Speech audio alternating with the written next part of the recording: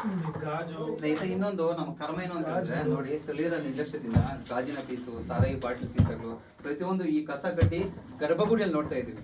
ತುಂಬಾನೇ ಬೇಜಾರಾಗುತ್ತಿದೆ ಈ ತರ ವಿಚಾರ. ಒಂದು ಈ ದೇವಸ್ಥಾನದ ಇನ್ನೊಂದು ಮಹತ್ವ ವಿನ್ಯಾಸ ಏನು ಅಂತ ಹೇಳಿದ್ರೆ, ಸೊ ಈ ನೋಡ್ಕೊಳ್ಳಿ, ನೀವು ಸ್ವಲ್ಪ ಝೂಮ್ ಮಾಡಿ, ಸುತ್ತಲೂ ಬಾವಿ ಕಾಣಿಸ್ತಿದೆ ನೋಡಿ, ಕಾಣಿಸ್ತಿದ್ಯಾ? ಸುತ್ತು ಬಾವಿ ಇದೆ. ಈ ಕಡೆ ನೋಡಿ, ಇಲ್ಲೂ ಕಾಣಿಸ್ತಿದೆ. ಇದು ಸುತ್ತು ಅಂದ್ರೆ ಸ್ಕ್ವೇರ್ ಶೇಪ್ ಅಲ್ಲಿ ಬಾವಿ ಇದೆ. ಸೊ ಇನ್ನೊಂದು ಮಹತ್ವ ಏನಂತ ಹೇಳಿದ್ರೆ, ಈ ಒಂದು ಪೀಠ ಇದೆಯಲ್ವಾ, ಸೊ ಇದು ಸರ್ಕ್ಯುಲರ್ ಶೇಪ್ ಅಲ್ಲಿ ರೊಟೇಟ್ ಆಗುತ್ತಂತೆ, ಸುತ್ತು ರೊಟೇಟ್ ಕೂಡ ಆಗುತ್ತಂತೆ. ಅದೇ ರೀತಿ ಕೆಳಗಡೆ ಬಾವಿ ಕೂಡ ಇದೆ, 7 ಸುತ್ತಿನ ಬಾವಿ ಇದೆ ಅಂತ ಒಂದು ಮಾಹಿತಿ ಇದೆ. ಸ್ನೇಹಿತರೆ, ಎಲ್ರಿಗೂ ನಮಸ್ಕಾರ. ಮಹಾವಿಷ್ಣುವಿನ 4ನೇ ಅವತಾರವಾದ ಉಗ್ರ ನರಸಿಂಹನ ಮೂರ್ತಿ ಮುಂದೆ ನಾವೆಲ್ಲ ನಿಂತ್ಕೊಂಡಿದ್ದೀವಿ. ನಮ್ಮ ದುರದೃಷ್ಟ ಏನು ಅಂತ ಹೇಳಿದ್ರೆ, ಸುಮಾರು ಇದು 1100 ವರ್ಷಗಳಿಂದ ಕೆತ್ತಲ್ಪಟ್ಟಿರುವಂತಹ ಒಂದು ವಿಗ್ರಹ ಆಗಿರುತ್ತೆ. ಅದೇ ರೀತಿ ನಮ್ಮ ಪೂರ್ವಜರ ಕಷ್ಟ, ಅವರ ಶ್ರಮ, ನಮ್ಮ ಹಿಂದೂ ಧರ್ಮದ ಅಸ್ತಿತ್ವವನ್ನು ಉಳಿಸ್ಕೊಳ್ಳೋದಕ್ಕೆ ಈ ಒಂದು ಪ್ರಯತ್ನ ಮಾಡಿದ್ದಾರೆ. ಸೊ ಈಗಿನ ನಿರ್ಲಕ್ಷ್ಯ ಏನ್ ಮಾಡಿದ್ದಾರೆ ಅಂತ ಹೇಳಿದ್ರೆ, ನೋಡ್ಕೊಳ್ಳಿ, ಆಲ್ಮೋಸ್ಟ್ 4 ಕೈ ಇದೆ ಇಲ್ಲಿ. ಇದರಲ್ಲಿ 2 ಕೈ ಮಾತ್ರ ಇದೆ. ಒಂದು ಕೈ ಅಂಕುಶ ಆಗಿರ್ಬೋದು, ಇನ್ನೊಂದು ಕೈಯಲ್ಲಿ ಹೂವು ಆಗಿರ್ಬೋದು, 2 ಮಾತ್ರ ಇದೆ. ಇನ್ನೊಂದು ಕೈ ನೋಡಿ ಮುರಿದೋಗಿದೆ, ಇನ್ನೊಂದು ಕೈ ಮುರಿದೋಗಿದೆ.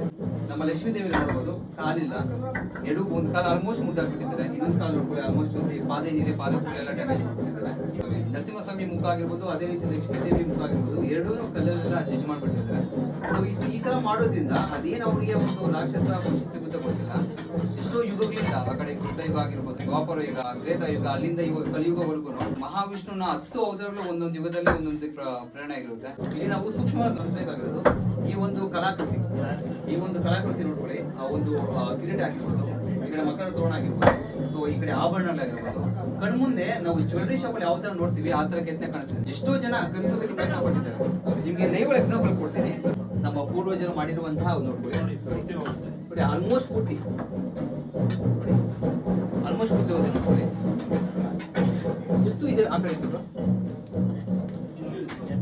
ಹೌದು, ಒಂಥರ ವಿಸ್ಮಯ ಅಂತಾನೆ ಹೇಳ್ಬೋದು ನಾವು. ನೋಡ್ಕೊಳ್ಳಿ, ಸುತ್ತಲೂ ಇದೇ ರೀತಿ ಗ್ಯಾಪ್ ಇದೆ. ಎಲ್ಲಾದ್ರೂ ಇಗ್ಬೋದು ನೀವು, ಎಲ್ಲ ಕಡೆ ಒಂದ್ಸಲ ಗ್ಯಾಪ್ ಇದೆ. ಎಲ್ಲೂ ತಗಸ್ತವಾಗಿ ಕುತ್ಕೊಂಡೇ ಇಲ್ಲ, ಪ್ಲಾಟ ಕುತ್ಕೊಂಡೇ ಇಲ್ಲ. ಹಿಂದೆ ಕೂಡ ಅಷ್ಟೇ. ಆಕ್ಚುಲಿ ಸ್ಥಳೀಯರ ಮುಖಾಂತರ ಗೊತ್ತಾಗ ವಿಚಾರಣೆ ಅಂತ ಹೇಳಿದ್ರೆ, ಈ ಒಂದು ವಿಗ್ರಹನ ಬೇರೆ ಒಂದು ಮ್ಯೂಸಿಯಂಗೆ ತಗೊಂಡೋಗಿ ಪ್ರಯತ್ನ ಪಟ್ಟಿರ್ತಾರೆ. ಬಟ್ ಒಂದು ಇಂಚು ಕೂಡ ಕಲಿಸಕ್ಕಾಗಿರುತ್ತೆ. ಸುತ್ತಲೂ ಗ್ಯಾಪ್ ಇದೆ, ಬಟ್ ಯಾರೇ ಬಂದರೂ ಇದನ್ನ ಸ್ಥಳಾಂತರ ಮಾಡೋಕ್ಕಾಗಿಲ್ಲ. ನಮ್ಮ ದುರದೃಷ್ಟ, ಈ ಒಂದು ಮೇಲ್ಛಾವಣಿ ಆಗಿರ್ಬೋದು, ಆ ಕಡೆ ಸಭಾಂಗಣ ಆಗಿರ್ಬೋದು, ಪ್ರತಿಯೊಂದು ಡ್ಯಾಮೇಜ್ ಆಗಿದೆ. ವಿಗ್ರಹ ಅಂತ ಬಂದಾಗ ಅಯ್ಯಪ್ಪನ ಮುಖ ಆ ರೀತಿ ವಿಕಾರವಾಗಿದ್ದು ಶಕ್ತಿ ಮಾತ್ರ ಪ್ರಚಲಿತ ಆಗ್ತಾನೆ ಇದೆ. ದಯವಿಟ್ಟು ನೀವಿರೋದಷ್ಟೇ ಈ ತರ ಒಂದು ಟೆಂಪಲ್ಸ್ ಉಳಿಸ್ಕೊಬೇಕು. ಅದು ನಮ್ಮೆಲ್ಲರ ಕರ್ತವ್ಯ. ಒಂದು ಕಲ್ಲುಗಳೆಲ್ಲ ಬರೀ ಮಣ್ಣಲ್ಲ, ಬರೀ ವಿಗ್ರಹ ಅಲ್ಲ. ಸೊ ಅದರಲ್ಲಿ ನಮ್ಮ ಎಷ್ಟೋ ವರ್ಷಗಳ ಒಂದು ಧರ್ಮದ ಅಸ್ತಿತ್ವ ಇರುತ್ತೆ, ನಮ್ಮ ಸಂಸ್ಕೃತಿ ಇರುತ್ತೆ. ಸೊ ಇದನ್ನೆಲ್ಲ ಉಳಿಸ್ಕೊಂಡು ಮುಂದಿನ ಪೀಳಿಗೆ ಕೊಡೋದು ನಮ್ಮೆಲ್ಲರೂ ಕರ್ತವ್ಯ ಆಗುತ್ತೆ. ಸೊ ಇಷ್ಟು ಮಹತ್ವ ಹೊಂದಿರುವಂತಹ ದೇವಸ್ಥಾನ ಲಕ್ಷ್ಮೀ ನರಸಿಂಹಸ್ವಾಮಿ ದೇವಸ್ಥಾನ, ಕಿತ್ತನಕೆರೆ, ಹಾಸನ ಜಿಲ್ಲೆ, ಅರಸೀಕೆರೆ ತಾಲೂಕು.